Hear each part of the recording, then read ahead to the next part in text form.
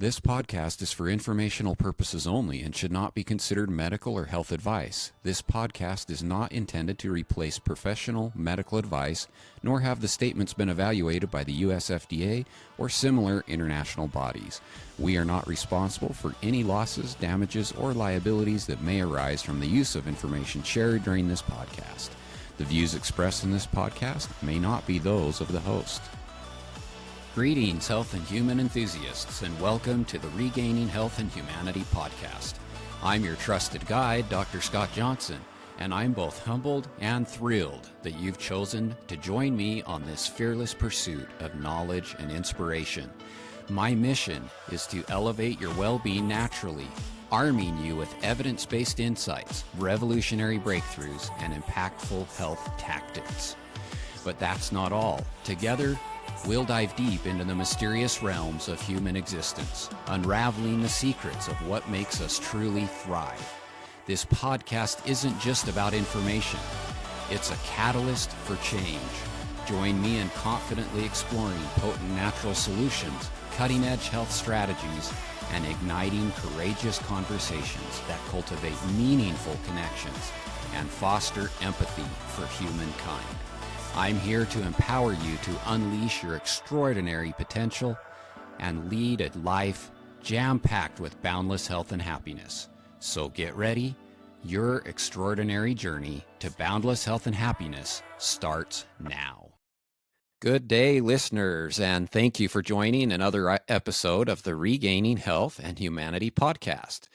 I'm your host, Dr. Scott Johnson, and it is my pleasure to provide you with another important episode.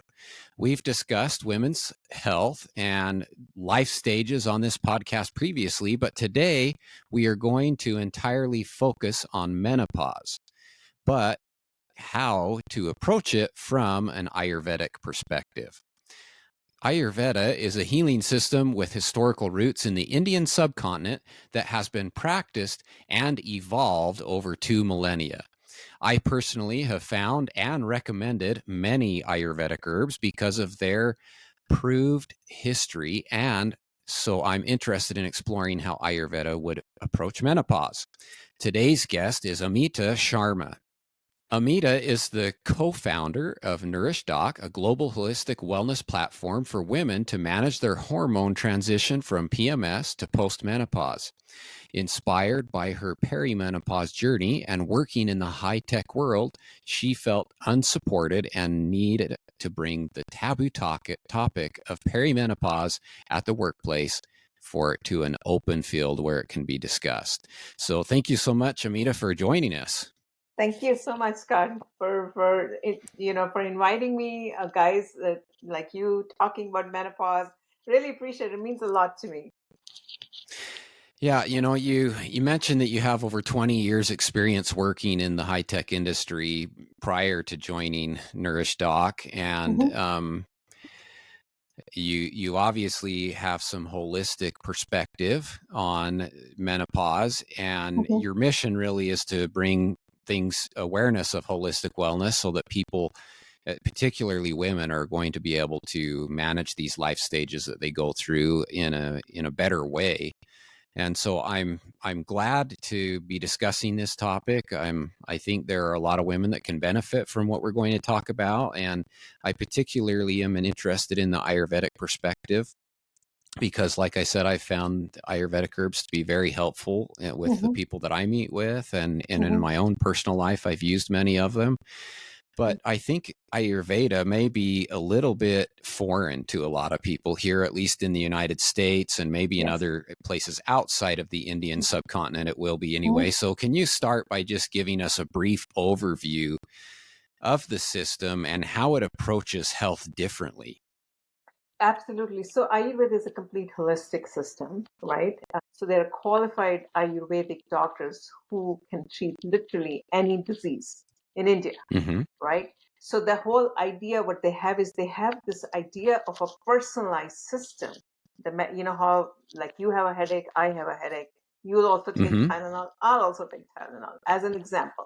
But Ayurveda doesn't go like that. It goes into deeper into your mind and body connection. That's what it's really talking about. And it combines it with doshic theory.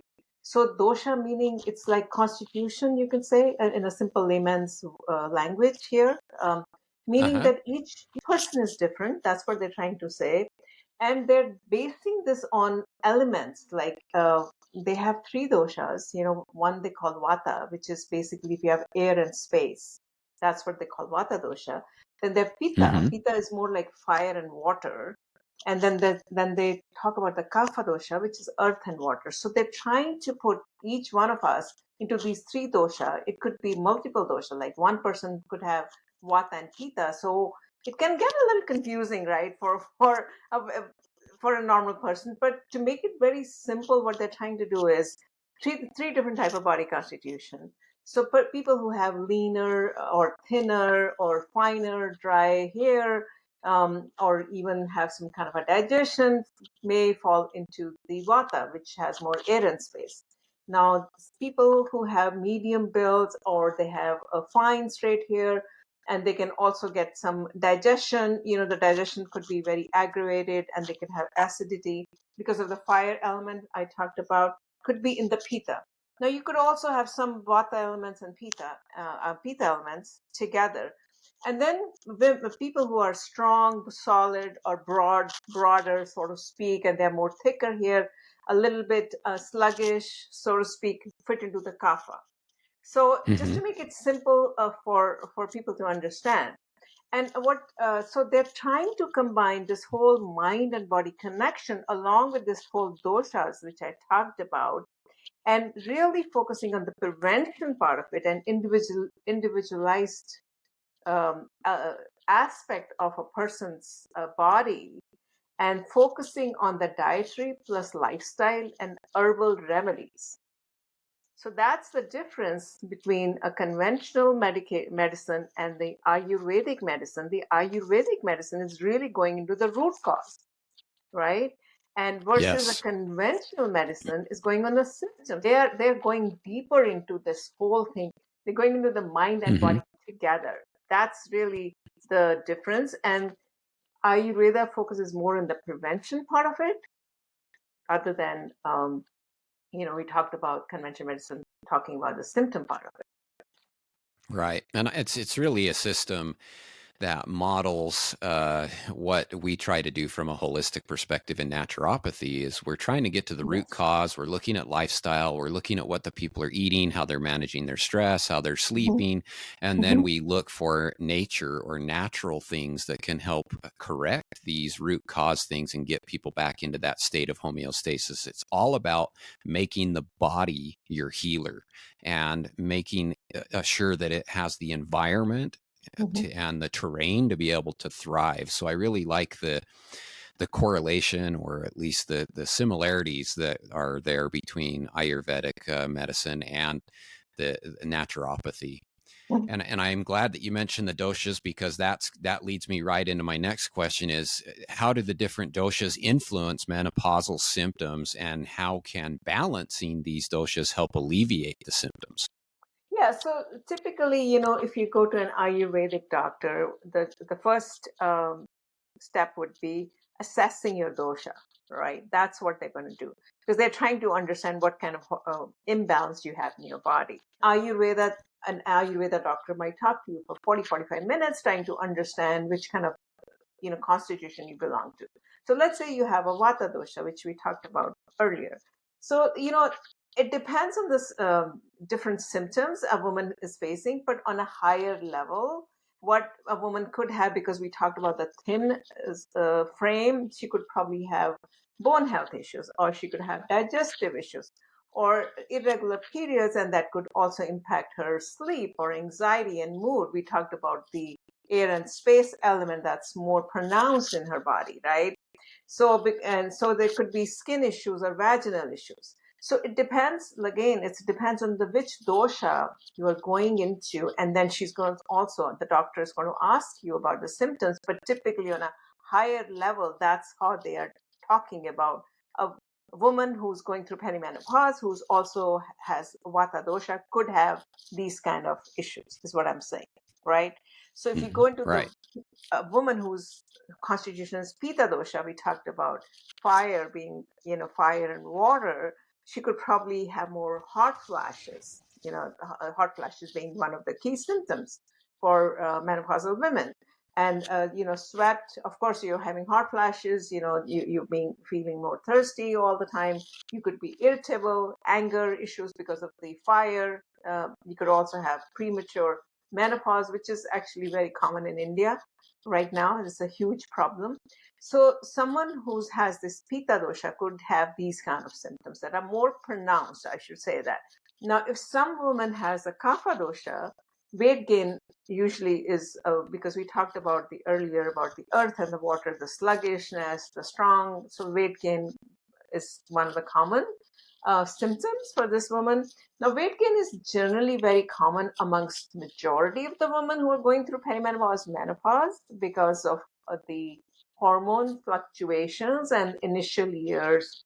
Estrogen being dominant could be dominant and the Right. progesterone going down, right? So it's not. I'm not saying that only women who have kapha dosha predominant will have weight gain. Weight gain could also be happening in other women as well, but this would be more pronounced and they'll probably have more slow metabolism, bloating because of slow metabolism, depression, anxiety, all of these above, right? So that's generally what Ayurveda is talking about. What are some specific dietary recommendations in Ayurveda for women going through perimenopause and menopause to help manage symptoms like hot flashes, mood swings, and weight gain? So, like we talked earlier, like they're going to go with which dosha a woman has, right? It's Right. not like a one cookie cutter thing that a Ayurveda doctor is going to say, okay, start eating this, start doing this. They're going to go into this analysis of and figure out whatever dosha you have. Based on that dosha, they're going to give a dietary recommendation. But on the higher side, on a very journal, I'm not an Ayurvedic doctor, so I don't want women take this podcast and take it literally. But on a very high level, if we talk about the Vata dosha, we talked about its air and space. So typically they would say, okay, eat some warm food, cooked foods. Ayurveda has a lot of things about eating cooked food, what they talk about. They do not actually advocate for anyone eating raw foods, what we are used to eating salads.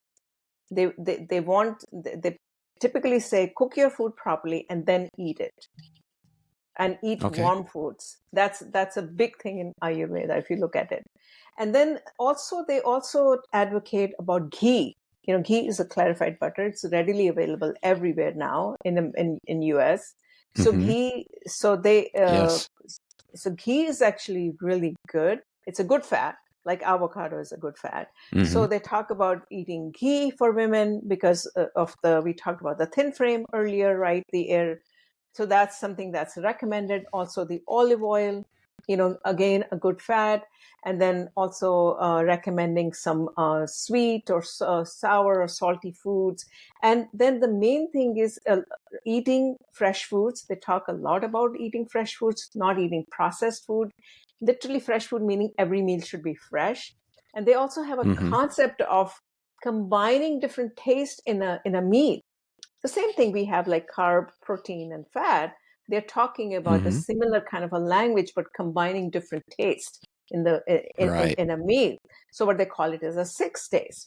In addition to this dietary practices, for example, in Vata, yoga is a sister science of Ayurveda, right?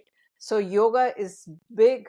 The postures and the right postures and the asanas, that is something that they recommend, along with meditation, some kind of a simple meditation, and massage therapy. So massage therapies is huge in Ayurveda. Different type of Mm-hmm. massages and using some medicated oils. So what they do is they take the oils and they put some herbs. We were talking about the herbs earlier, and massaging your entire, literally having an oil bath, if you can imagine, Mm-hmm. helps to calm you down. So Right. so that is just an example of a Vata dosha. Now, if we come to the Pitta dosha, we talked about that. The Pitta has a lot of fire, right, inside the body. So what they're recommending is cooling foods. dairy products, right? Buttermilk, for example, cucumber, watermelon, these kind of things that cool you Mm. down, cool your body down because it has a lot of heat, right? And we Mm-hmm. also talked about the woman might have a lot of hot flashes earlier, more pronounced, and the Pitta dosha constitution as opposed to other constitution. So cooling feeds for someone who has a hot flashes. In addition to that, bitter foods like leafy greens, and they also Mm. want to limit the spicy food because you don't want the heat to kind of aggravate more and the hot flashes get aggravated. So if someone has a lot of hot flashes that are very pronounced, they need to start eating more cooling foods like I talked about earlier, and so that it doesn't get pronounced. Now, hot flashes also has a lot of breathing exercise that women can do. There's what they Mm. call it as the cooling breath. One of them is called Shitali Pranayama. The other is called Shitkari Pranayama. What you're doing is you're rolling your tongue like this, and you're kind of breathing through your tongue, and it kind of creates like a whistle kind of a noise, whistle kind of a Mm. sound, and helps to cool your breath inside. So Mm-hmm. different type of pranayamas. And then the other thing is, because of the hot flashes and night sweats, at night, sleep could be an issue for women, specifically who have Pitta constitution. There's another type of pranayama called B breath, B pranayama. So what you do is you hold this, you put your thing, and you you put this on your eyes, and then you go Om. It helps your parasympathetic system, helps you calm down, stress comes down. So these are some of these practices they talk about in addition to the dietary, and of course the herbs as well, right? We'll get to the herbs in a bit, but just on a very high level. Now when it comes to kapha, we talked about the weight gain and being sluggish and all those things. What they recommend is like ginger, Mm. turmeric, black pepper. These are very anti-inflammatory herbs that they recommend to Yeah. have it on a daily basis every single day, and light and easy foods to digest because of the weight gain we talked about, then slower metabolism. So some of the things that I recommend is khichdi. Khichdi is nothing but moong dal, lentils, and rice kind of put together, and you put some spices in it that helps to stimulate the digestion. It's actually very good for you. I don't know if you've ever tried khichdi with some buttermilk. Haven't yet. It's good. It's good for intermittent fasting, and if you want to do simple cleanse at home. I do that a lot. I'll do 3 days of simple cleanse at home. So I'll do this khichdi, what I'm talking about. And then the other thing we talk about is strength exercises, actually, also resistance training, believe it or not. And Okay. yoga has that, right? Yoga is, it's already putting your weight when you're doing some of the postures like downward dog and so many other postures. And also recommends dry brushing. Taking a dry brush helps Mm. the circulation. The circulation Right. keeps going. So these are some of these different type of constitution, different doshas, the way I talked about. But on a very higher, if you talk about the dietary guidelines for women going through this stage, they're talking about whole foods. They're talking about getting rid of processed foods, which is the same as what naturopathy and right, we are talking about here too. They're talking about, I talked about the six taste, instead of protein, carb, and fat, including that, but also including bitter foods. They're big on the bitter foods because it helps in the digestion. They believe a lot that the gut health is the key to all the diseases. So if your gut health is Mm-hmm. fine, you will be fine. Right? That's definitely the case because our health really begins and ends in the gut, and so it's so important to put some emphasis on that. I do like the fresh foods for sure too, because I think we've got into a practice of eating so many of our foods. I don't even know if you can call them foods, but eating No. something that comes out of a bag or a box and is so highly processed and Yeah. has a lot of chemical additives to it, and it's not good for us. So those fresh foods are important for sure. Mm-hmm. You mentioned herbs earlier, and Mm-hmm. some of the most popular ones, turmeric and Mhm. ginger, those are commonly used Yes. across the world.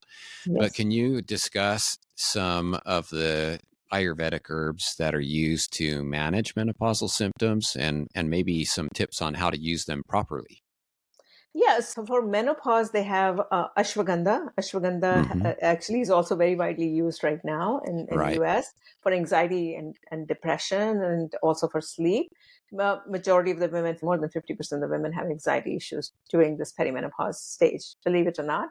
So then the other herb they have is called shatavari. Shatavari is Hmm. actually what they call is a female tonic that is Yep. supposed to be very good, and you should consult an Ayurvedic doctor. I typically do a little bit of a teaspoon every single day, and I put it in the water and boil it. That's how I do it. Hmm. But I don't want to recommend everyone. If someone is on medication and you start taking Shatavari, I don't know what the interaction could be or reaction could be. Then licorice is Sure. another one that they use Mm. for menopause, to manage menopause. Then there's another one called Bala. They use that. This is also Hmm. being used for menopause. The other thing, also, a lot of women have problems with the hair thinning. A lot of women start losing their hair, and so many of my friends, they'll ask me, "Oh my, what do you do?" All those things. So that's one thing that Ayurveda has an answer to everything, right? Yeah. So they have Indian gooseberry. Indian gooseberry is a fruit Okay. um, readily available in India, but not here. I at least haven't seen it. So this fruit has supposed to have five tastes. We were talking about the sixth taste. I think maybe Hmm. it has a sixth one as well. So Indian gooseberries is called amla in India, and you can Hmm. eat it. It's excellent for digestion. It's like a superfood in Ayurveda. Also, it has oil, amla oil, which women can use it on their, massage their head with that oil that helps with the hair growth, is what I wanted to say. And you also get it in a powder form, which I use. And then I put a little bit of again, a little small half teaspoon in the water. You can boil it and put some ginger, turmeric, and some simple herb, make an herbal tea out of it. So that is also very good. Then there's another herb called Bringraj. Bringraj is also very good for your hair, growth of your hair. So that's also very good. Now, yes, there's so many herbs. I think I went a lot Yeah. of them. I was going to say there are so many different choices. It sounds like there's a lot that can be tried, and maybe it's got to be dialed in by a practitioner based on your Yes. dosha, or you've got to have some trial and error. But it sounds like there's a lot, and I'm familiar with many of those Ayurvedic herbs that you've Mhm, mentioned, and mhm, some of the other uses of them as well. So it's very interesting to see that those same ones that I've seen and recommended for other conditions mhm, are also for menopause.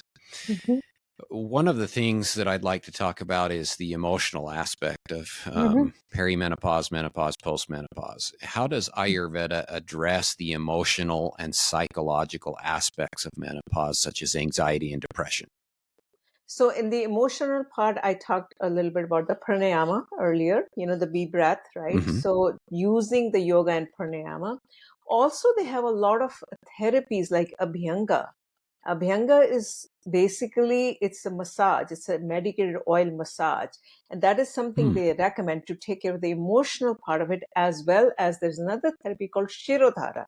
It has a scientific evidence, the research behind Shirodhara. Shirodhara has scientifically proven to help with the emotional distress as well as with sleep issues, in the sense with even insomnia issues. Like, I mean, that's a serious insomnia as opposed to sleep issues. So what it is basically Shirodhara, if you want me to explain, is like taking a warm medicated oil and putting it like here in the third chakra, right here in the forehead, and putting everywhere on your hair for like 45 minutes. And then Ayurveda also has therapies for the emotional part of meditation. We are all aware of the meditation, right? So it has a combination of, again, meditation, your yoga, your pranayama, your therapies. I talked about the Abhyanga and Shirodhara, and of course the dietary factors. We talked a lot Right. about it. Then it also has Panchakarma. Panchakarma is like the big daddy of their therapies in Ayurveda that they have. So what they're saying is, like, it's all accumulation of toxins. So we talked about the gut health, right? How the gut health is Right. connected with the mental health. So they think the mental health, if someone is having mental health issues, their gut health must be something wrong. So they need to correct the gut health. And if it is very pronounced in the sense, so what they call, it's called the Panchakarma. Panchakarma is really a daddy of the toxin cleansing from your body. It's like a vacuum cleaner, and you cleanse it inside out, right? To put it in a very simple way. So basically, Panchakarma is 5 different therapies. That doesn't mean that you start going Panchakarma and doing it yourself. It's actually a very detailed process that requires intervention of Ayurvedic doctors. So what they're saying is Nasya. Nasya is basically putting medicated oil in your nostrils. And that also takes care of, what they see is, if you use Nasya as a therapy, it takes care of everything above your mental and emotional part of it. So Okay. Nasya is one of the Panchakarma therapies. So there's a different type of oils available here as well in the United States, where people can buy. And this is something you can do it yourself. Even in the morning, I would take a medicated oil, and I'll just put it in my nostrils, and you will see the emotional wellness. In addition to your talk therapy, of course, we're talking only Ayurveda here. It helps. They talk about helps with the overall head part. Nasya therapy. Then it's talking about other therapies. What it's called is basically Vrechna and Vamana. What they're doing is they're giving you medicated ghee. You're eating the medicated ghee, and you're really by evacuation, right? So what they're saying is, they're talking about is the toxins. If the toxins are clean in your body, your mental health, if your gut health is clean, then automatically your mental health will be clean. And this Panchakarma therapy, what they administer when someone has even serious mental health issues, and because they're associating everything with the gut health and the dosha being imbalanced, right? So then the Panchakarma therapies come in. Depending on what they think is appropriate, they will either prescribe one of the 5 Panchakarma therapies to be administered. I'm glad that you brought up that detoxification aspect, because I think that, at least from Western perspective, that's really ignored, and it can be such a significant contributor to your ill health. And we need to definitely look at how we can help our body eliminate these toxins. That we have a lot of elimination channels and organs that detoxify the body, but sometimes we need to give them some extra help, particularly in today's society that seems to be overwhelmed with the toxins that we're exposed to on a regular basis. Amita, you've talked about several times how Ayurveda emphasizes individualized treatment. And so how can women tailor Ayurvedic practices to their specific menopausal symptoms and body constitution? Would you add anything beyond what you've already mentioned? So I think what Ayurveda talks about is also daily routine and circadian rhythm. So women, I think, yes, they can absolutely tailor it. But rather than, I just gave general guidelines based on their constitution, Right. based on their, symptoms, based on what their even emotional wellness is.